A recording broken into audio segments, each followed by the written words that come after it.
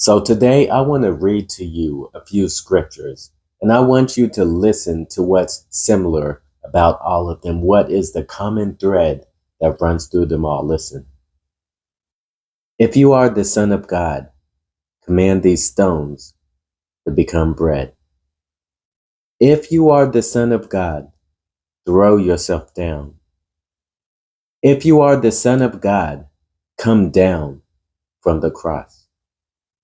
If he is the King of Israel, let him now come down from the cross. He saved others.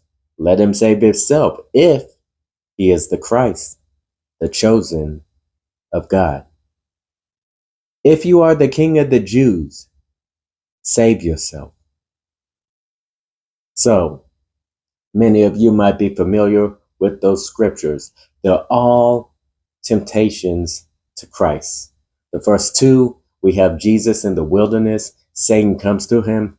If you are the Son of God, come on. You've been fasting 40 days in this wilderness, this hot wilderness. I know. Look, you're 100% man, but you're the Son of God. So if that's true, if you happen to be the Son of God, prove yourself. Provide for yourself. Don't wait on your Father. Provide for yourself. Make these stones bread. Jesus wins that one. So it comes again. If you are the Son of God, come up on this pinnacle. Throw yourself down. If you're really the Son of God, you know what the Word of God says. And he's going to send his angels. If he's said this about just any Christian, he definitely will send his angels for you. Come on. If you are the Son of God, prove yourself. And then we get the end of his life on the cross. If you are the Son of God, prove it. Come down from the cross. Save yourself. Show everyone you're really the King of the Jews. If you really are who you say you are, prove yourself. And that's what we see going on in our text today.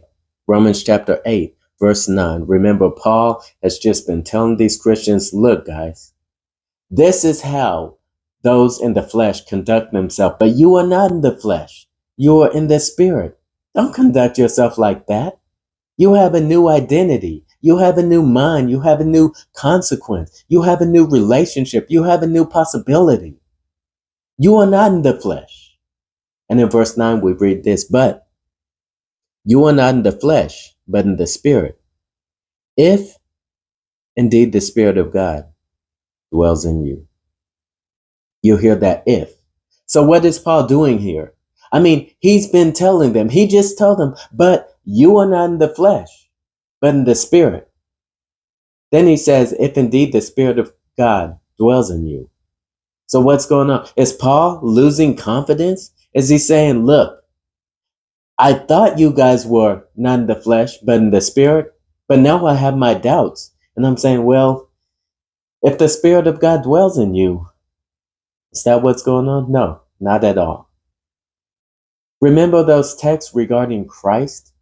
When Jesus Christ was in the wilderness, when Jesus Christ was on the cross, where he died and suffered the wrath of God for the sins of all those who would believe in him? What were all of those ifs? They were challenges. They were challenges. Jesus, prove yourself. Satan's like, Jesus, prove yourself. The people at the cross were like, Jesus, prove yourself. And that's what Paul is doing. He's like, but you're not in the flesh, but in the spirit. Prove yourself. If the Spirit of God truly dwells in you, prove yourself. Now, we could go and take this and say, okay, I'll prove myself. I'm going to read my Bible. I'm going to say my prayers. I'm going to go to church. I'm going to do this and do this. I'm going to try to walk in obedience. But we can do all of those things and not have the Spirit of God. I mean, we've just been talking about the flesh. We can do all those things out of the flesh. There's plenty of people that are not Christians. They may think they are. They may deceive themselves. But there's plenty of people that are not Christians, do not have the Spirit, that do all those things out of the flesh, out of their own efforts, their own self-achievement. And they're very proud about it. They're very prideful about it. So I want to answer this question. How do you prove yourself that the Spirit of God is truly in you? If it isn't just by going out and doing all of these external acts, I mean, you might so-called prove it to the world and deceive them. I mean, Judas did a pretty good job of that. 3 years with the disciples and Jesus Christ as his personal teacher. He did a good job deceiving them. Because even when Jesus said, "When are you as the devil?" no one said, "Yeah, I know, it's Judas." When he gave the piece of bread and said, "The one to whom I give it will betray me," and gave it to Judas, it said no one at the table knew why he gave it to him. That's amazing. This man must have did such a great performance.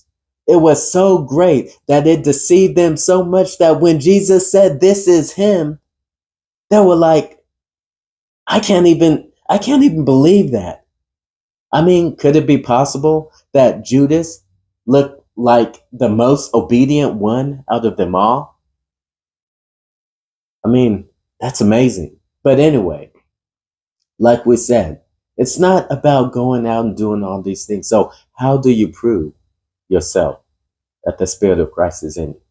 Well, remember the verse I keep referring to in John chapter 16. Jesus says, when the Spirit comes, he will glorify me. See, there's a lot of people that do all those things that Christ isn't precious to them. Christ isn't glorious to them.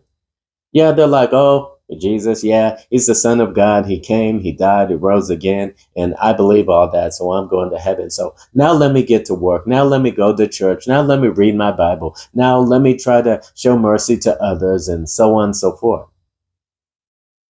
But no, the one who really has the Spirit, Jesus Christ, is the most precious person to him or her.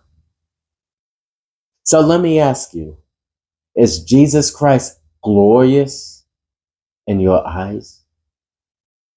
Do you have this, you can say, this holy infatuation with Christ, with getting to know him more, with going deeper and deeper into the gospel and what he did?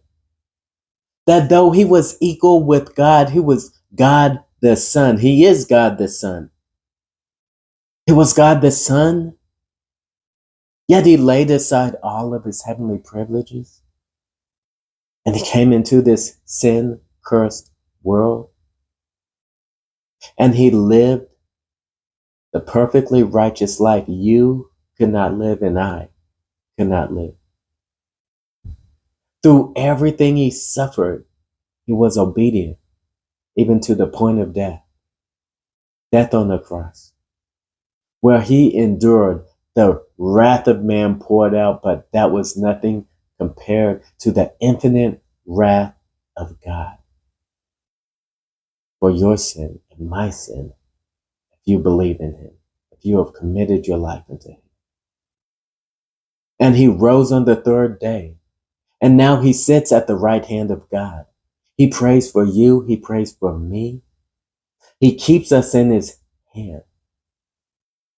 Is Jesus Christ glorious to you? Is Jesus Christ precious to you?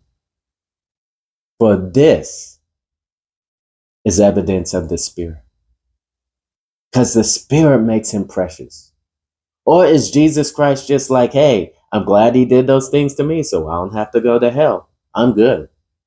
Is that what Jesus is to you? Or is he precious? What about when you hear someone use his name in place of a curse word? How does that make you feel? Is Jesus Christ precious to you? This is evidence of the Spirit. So listen, Christian, you are not in the flesh, you are in the Spirit. If indeed the Spirit of God dwells in you, and if he dwells in you, Jesus will be precious to you. Jesus will be glorious to you more than anything in this world. You will desire Christ. You behold his love and you love him more. and you live for him. You lose your life for his sake. He is the most precious thing. You're not like the rich young ruler and say, well, when I compare Jesus and my riches, I take my riches. We say, I put Jesus and compare him to anything else. Jesus outweighs them all. He's more precious than them all. We say with Peter, he's the lamb without blemish and without spot. We say to him who believes he is precious. Is Jesus glorious to you? This is the evidence of the Spirit.